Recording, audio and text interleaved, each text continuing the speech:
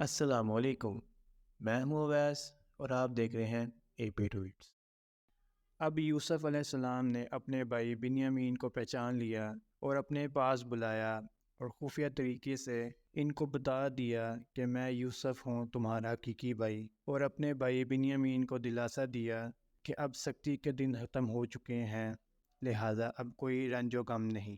اب جب پھر ان کا سامان تیار کیا گیا اور گلے بھر دیے گئے تو حضرت یوسف علیہ السلام نے ایک سونے کا پیالہ اپنے اس بھائی بنیامین کے سامان میں رکھ دیا۔ اب جب ان کا قافلہ روانہ ہوا تو کسی پکارنے والے نے پکار لگائی کہ اے قافلے والو، تم لوگ تو چور ہو۔ یہ سن کر قافلہ رکا اور ان کے بھائیوں نے کہا، تمہاری کون سی چیز گم ہو گئی ہے؟ تو انہوں نے کہا کہ ہمیں نہیں مل رہا بادشاہ کا سونے کا پیالہ، اگر تم میں سے کسی نے چرایا ہے تو وہ واپس کر دی، اور اس کے بدلے ہم اسے 1 اور سال کا گلہ دیں گے، جس کا وعدہ میں کرتا ہوں تم لوگوں سے۔ تو یوسف علیہ السلام کے بھائیوں نے کہا کہ اللہ کی قسم، ہم کوئی فساد مچانے نہیں آئے ہیں، ہم نے چوری نہیں کی، ہمارا یقین کریں۔ اب انہوں نے کہا، اگر تم میں سے کسی سے یہ پیالہ مل گیا تو اس کی کیا سزا ہوگی؟ تو یوسف علیہ السلام کے بھائیوں نے کہا کہ اگر ہمارے کسی سامان میں سے یہ نکل آیا تو جس کے سامان میں سے وہ نکلے گا تو اس کو تم بطور غلام رکھ لینا۔ تو یوسف علیہ السلام نے شروع کی تلاشی لینی تو اپنے بھائی کے سامان سے پہلے ان کے سامان کی تلاشی لی، اور پھر نکال لیا اپنے بھائی بنیامین کے سامان سے وہ سونے کا پیالہ۔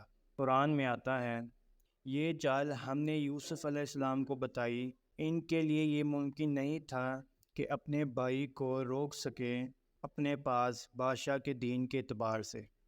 اب جب یہ دیکھا ان کے بھائیوں نے تو کہنے لگے کہ اس کا بھائی بھی چور تھا، اس نے بھی چوری کی تھی، یہ دونوں بھائی ایسے ہی ہیں۔ قرآن میں آتا ہے، یوسف علیہ السلام نے اس بات کو اپنے دل میں رکھ لیا اور ان کے سامنے ظاہر نہیں کیا، اور کہا کہ تم بدتر ہو درجے میں، جو تم لوگ بیان کر رہے ہو اللہ اسے خوب جانتا ہے۔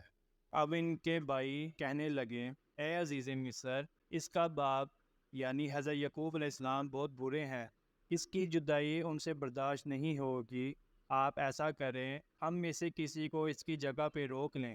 حضرت یوسف علیہ السلام نے فرمایا، اللہ کی پناہ اس کی کہ ہم پکڑیں اس کو سوائے اس کے کسی اور کو جس سے ہمارا مال برآمد ہوا ہے، اس صورت میں ہم ظالم ہوں گے۔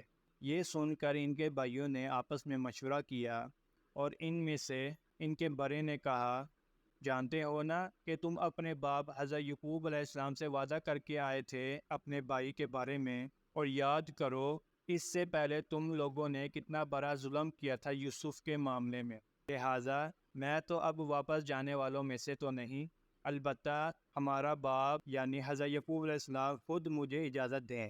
اب یہ لوگ چلے گئے واپس حضرت یعقوب علیہ السلام کے پاس، اور جا کر بتایا کہ ابا جان، آپ کے بیٹے نے چوری کی ہے، آپ خود جا کر پوچھیں ان بستی والوں سے جو ہمارے ساتھ تھے۔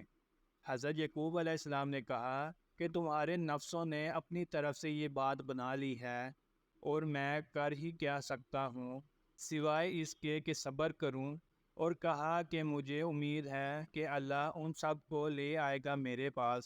اور یہ گفتگو کرنے کے بعد حضرت یعقوب علیہ السلام نے اپنا رخ موڑا اور رونے لگ گئے، اور روتے روتے کہنے لگے، ہائے افسوس یوسف، یہاں تک کہ اس صدمے سے ان کی آنکھیں سفید ہو گئی۔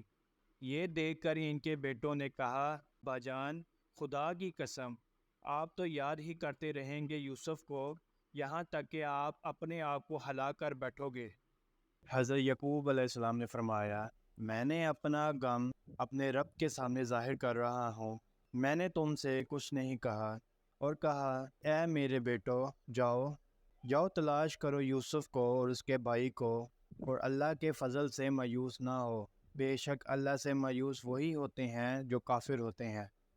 اب جب یہ بھائی پہنچے حضرت یوسف علیہ السلام کی خدمت میں تو کہا کہ اے عزیز مصر، ہم پر اور ہمارے اہل و عیال پر سختی آ گئی ہے۔ اب یوسف علیہ السلام نے فرمایا، تمہیں یاد ہے تم نے کیا کیا تھا یوسف اور اس کے بھائی کے ساتھ؟ یہ سن کر ان کے بھائی بولے، کیا آپ یوسف ہیں؟ حضرت یوسف علیہ السلام نے فرمایا، ہاں میں یوسف ہوں اور یہ میرا بھائی بنیامین ہے، اللہ نے ہم پر اپنا فضل کیا ہے۔ اب یہ دیکھ کر ان کے بھائیوں نے یوسف علیہ السلام سے اپنے جرم کا اعتراف کیا اور اپنے گناہ کی معافی مانگی۔ یوسف علیہ السلام نے کہا، آج تم پر کوئی ملامت نہیں اور اللہ تمہیں معاف کرے، اور کہا، یہ میرا کرتا لے جاؤ اور میرے والد کے چہرے پر ڈال دو، اس سے ان کی بنائی واپس لوٹ آئے گی، اور تمام بنی اسرائیل کے خاندان کو یہاں لے آؤ۔